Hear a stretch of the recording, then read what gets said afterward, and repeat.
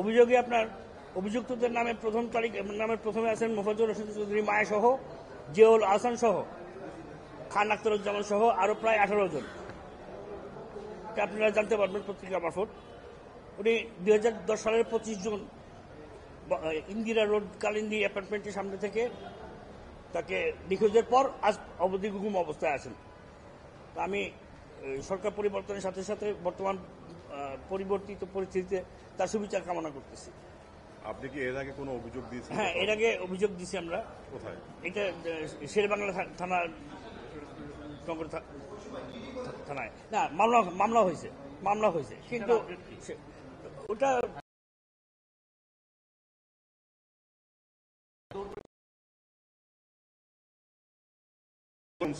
এবং পরবর্তী অবস্থাটা আপনার 2010 সালের 20 জুন ছিল আপনার বিএনপির ঘোষিত একটা কর্মসূচি ছিল। সে এই বিভিন্ন ইস্যুতে সরকার পতনের বা এই জাতীয় কোন ইস্যুতে তারা বিএনপি হরতাল ডাকছিল। সেই হরতালের প্রেক্ষিতে আব্বা সহ বিএনপি নেতারা সেদিন যে যার মতো একটু লুকায় থাকার মতো হাইডআউট অবস্থায়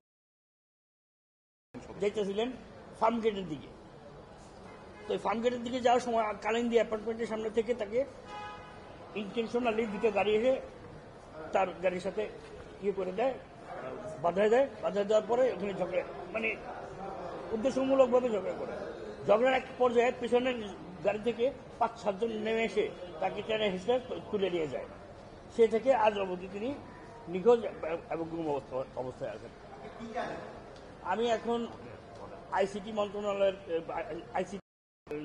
কাছে আমি সুবিচার দাবি করতেছি। এখানে অভিযোগ, এখানে 18 জনের নাম আছে।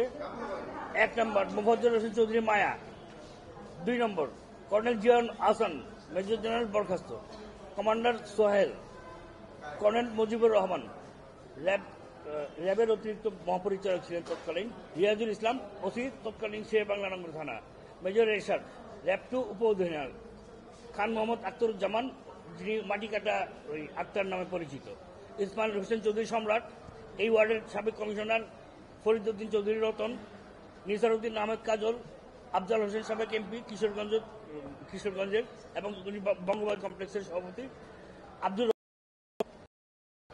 আব্দুল বাসেত মাস্টার, শাহজাহান খান বঙ্গবাজার কমপ্লেক্সের সভাপতি, মীর আল মামুন বঙ্গবাজার কমিটির সাধারণ সম্পাদক, বাহাউদ্দিন নাসিম এবং কেন্দ্রীয় অন্যান্য যুবলীগ ছাত্র লীগের আরো অনেকে আছেন। আচ্ছা, এখানে মোফাজ্জল হোসেন চৌধুরী মায়াকে কেন আপনি করলেন? মোফাজ্জল হোসেন চৌধুরী মায়া ছিলেন ওনার পলিটিক্যাল রাইভাল। উনি ঢাকা মহানগর পলিটিক্স করতেন। হোসেন চৌধুরী মায়ের সাথেই তার মেইন ক্লাসটা ছিল এবং উনি যে আমার ফাদার পিডে মিনি মার্কেটের প্রতিষ্ঠাতা সাধারণ সম্পাদক ছিলেন। এই মার্কেটে নিয়ে মোফাজ্জল হোসেন চৌধুরী মায়ের সাথে তার বহু আগে থেকে, তারপর থেকে তার সাথে তার রাইভালারি শুরু হয়। মানে মূলত কি ব্যবসায়িক এবং পরবর্তীতে প্রথমত ব্যবসায়িক, পরবর্তী এটা পলিটিক্যাল ইস্যু হয়।